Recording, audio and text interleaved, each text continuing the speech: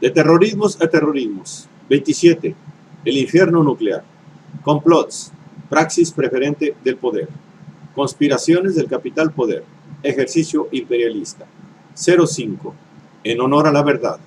El compromiso filosófico. Parte 3. Esta es una obra del maestro Héctor Alejandro Mora Gallardo. Y si el poder se impone por la fuerza, a fin de cuentas, la ética del discurso se echa a un lado. El poderoso puede pasar por encima de ella cuando así convenga a sus intereses.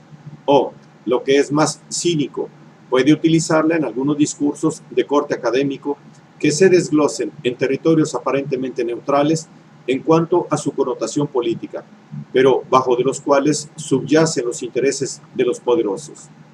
De cualquier modo, en los casos más radicales, el cínico no entrará jamás en argumentación alguna.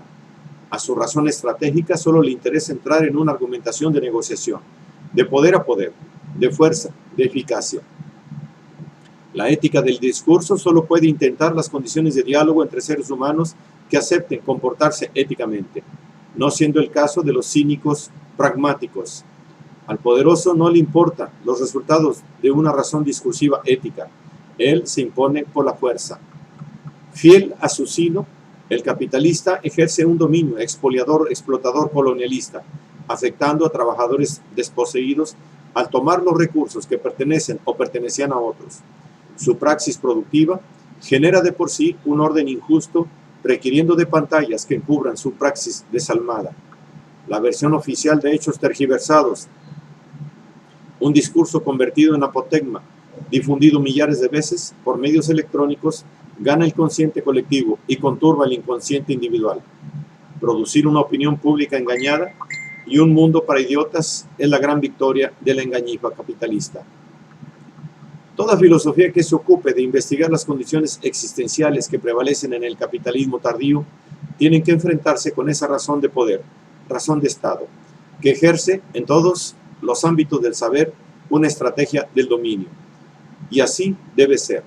Si como filosofía va en búsqueda de la verdad, en este caso de la tangible realidad mundana en que existimos, realidad que al ser velada por mecánicas distractoras y evasivas, obliga a tener ojos para ver, en sentido bíblico, si es que se está en condiciones de analizarla, tal cual es, tras de esas pantallas que la distorsionan. No hay mejor manera de mantener el status quo que convirtiendo a las personas en sujetos, sujetos embrutecidos que se complacen en llevar una vida indigna, sujetos embaucados en costumbres insanas, a quienes se les induce a tener una necesidad imperiosa, condicionando sus cuerpos y mentalidades, haciendo que se ocupen de obsesiones fútiles y mezquinas, permanentemente engañados, creyendo en una realidad falsificada o cobardemente aceptada, tratándose de un tipo de poder que domina cada vez más las mentalidades colectivas y que laxa la libido. Poder en el cual las formas de control y de sometimiento se realizan en toda una gama de técnicas que suelen ir desde las represiones más crueles y ahora sofisticadas hasta las más sutiles maneras de control mental. El poder en sí se impone estableciendo un conglomerado de estructuras institucionales en las que toda práctica funciona acorde con sus intereses, o es irrelevante. Dominios reticulares del poder con una funcionalidad pragmática utilitaria, cuyos fines benefician a las élites capitalistas. Dominación que opera con estrategias y dispositivos crematístico-administrativo-policíacos apoyados por una tecnología autómata, ubicando a los sujetos gobernantes en calidad de ser funcionarios que aplican políticas sobredeterminadas, mecánicamente por intereses superiores que operan como causas de fuerza mayor institucionalizadas, esto es, despersonalizadas, cual estructuras y roles que funcionan mecánicamente, pero sin dejar de favorecer a una élite capitalista, asegurando un régimen de dominio con jerarquías permanentes y una explotación económica intensiva, a más de una posición de fuerza estratégica desde la cual se pueden controlar a las masas y anular cualquier intento que ose alterar tal establecimiento. Así, capital-poder. Poder que domina los cuerpos y los utiliza para los fines prácticos y convenientes, hasta el punto en que logren ser la mejor máquina para el trabajo, umbral que está siendo rebasado por el automatismo, propiciando una conversión psicosomática en la que el humano se convierte en un autómata, para lo cual El dominio de las mentalidades es preciso sea realizado de una manera intensa y profunda, con una cobertura global que permea todas las capas sociales, penetrando hasta en las instancias del inconsciente individual y colectivo. Y peor aún, el poder no se detiene en esos planos. Ahora suele provocar una conturbación en el ánimo de las personas, hasta el grado de afectarles el espíritu, algo que desde la perspectiva cientificista no existe, imponiéndoles muy sutilmente, con mecanismos subliminales, formas de comportamiento programado, adecuado y compatible con las finalidades del sistema, aplicaciones que producen sujetos débiles, ignorantes y sumisos, enajenados y cautivos en las retículas del trabajo y de los medios electrónicos de difusión, manipulándolos para que vivan complacientes, toda vez que el capital poder está interesado en comprarles el alma para que se comporten como marionetas teledirigidas. Así, la forma de dominación del capitalismo tardío logra establecer una serie de pantallas y de ficciones en las cuales el sujeto vive como un sonámbulo, incapaz de ver la realidad y de rebelarse en contra de la dominación que le afecta. Un poder que anestesia y domina por la complacencia de los sujetos enervados que suelen conformarse gratis con un cierto placer que les proporciona cual soma huxleyano. En la ficción posmodernista del capitalismo eterno, el neoliberalismo llegó para implementar la hegemonía de las grandes empresas y de los grandes caudales, ejerciendo una posición de fuerza, pues se arguye que no hay otra ruta posible para la humanidad entera, resultando que se ha creado el sistema impositivo global más autoritario y eficaz de toda la historia, estando en cierne el peligro de que se establezca un régimen totalitario más amplio y más perfeccionado que los anteriores. Con todo lo cual, si en los tiempos de Platón se requería de una disposición proclive a las consideraciones políticas, los tiempos contemporáneos obligan al pensador a ocuparse de la problemática mundial, dado que hoy más que nunca se vive una situación crítica que compromete el destino de la humanidad entera. Grande es la premura y por tanto la obligación por dedicarse al análisis crítico de sociedades dominadas por el poder, por el capital. De manera que hoy, como ayer, el filósofo está obligado a efectuar el combate por la verdad, y si practica la filosofía, será libre, Epicuro, y la verdad os hará libres, en última y primera instancia.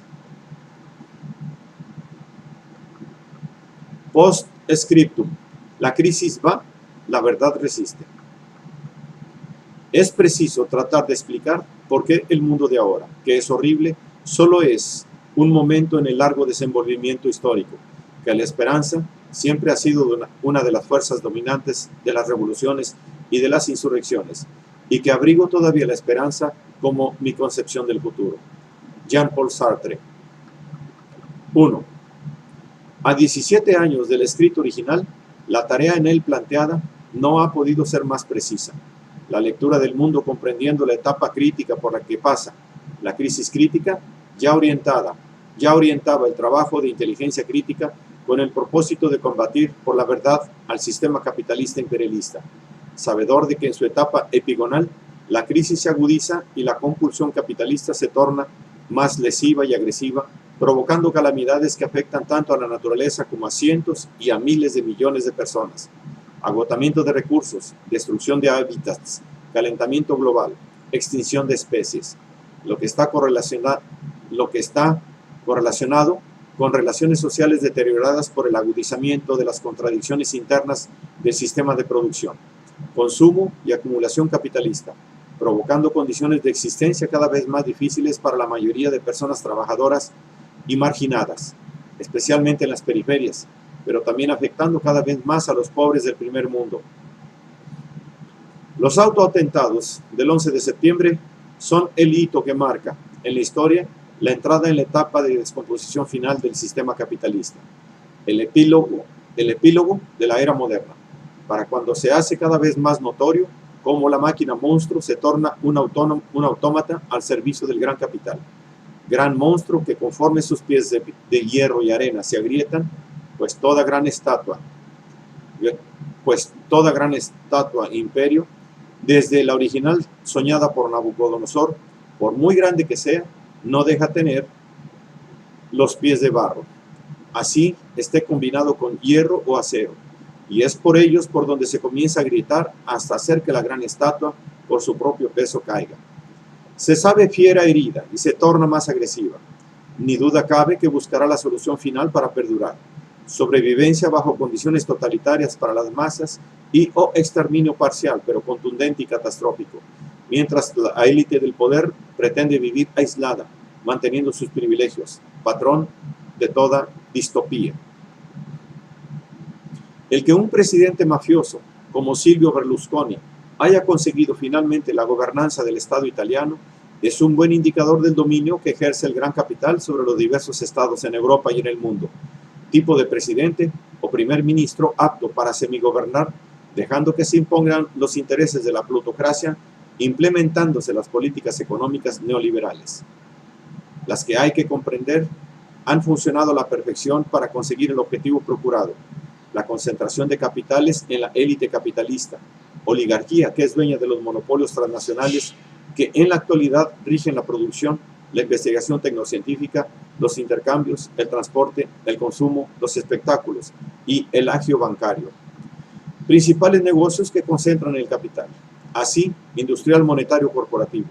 Capital poder que, como tal, rige el mundo, imponiendo condiciones favorables a su acción-reproducción. La vinculación de Berlusconi con la mafia ha sido documentada. La relación de la mafia con el partido Forza Italia es un hecho. Ni más ni menos que el fundador de ese partido, Marcello Dell'Utri, un opusdeísta, estaba relacionado con los capos sicilianos desde 1974, cuando Dell'Utri, junto a su amigo Berlusconi, se reunió en Milán con el capo Stefano Bontari, reunión de negocios. Es el caso de que tales relaciones están comprobadas. Sí, las relaciones entre la mafia y dirigentes de Forza Italia desde aquellos años se dan por consabidas. Y compréndase que los miembros de Forza Italia, relacionados en los 70 con la mafia, después llegan al gobierno. Así, por ejemplo, Renato Schifani, presidente actual del Senado italiano, enero de 2010, fue el abogado defensor del jefe mafioso que construyó un edificio abusivo en Piazza Leoni de Palermo, edificio donde durante años se escondieron de la justicia numerosos jefes mafiosos de primera línea y donde, al parecer, habría salido el coche bomba directo a la vía de Amelio, donde murió asesinado el juez Borsellino, con varios miembros de su escolta, juez que perseguía a la mafia, asesinado de esa manera en 1992. Y en los años 90, Dell'Utri hace las veces de mediador entre los intereses de la Cosa Nostra y el grupo financiero Fininvest, propiedad de la familia Berlusconi, resultando que una porción importante de las inversiones iniciales de Fininvest resultan de procedencia dudosa y la misma familia Graviano ha dado a entender que tiene un as debajo de la manga en el control del poderoso holding berlusconiano. Máximo Ciancimino, el hijo del considerado representante político del clan Corleone, Vito Ciancimino, ante el Tribunal de Palermo, declaró que el magnate de la televisión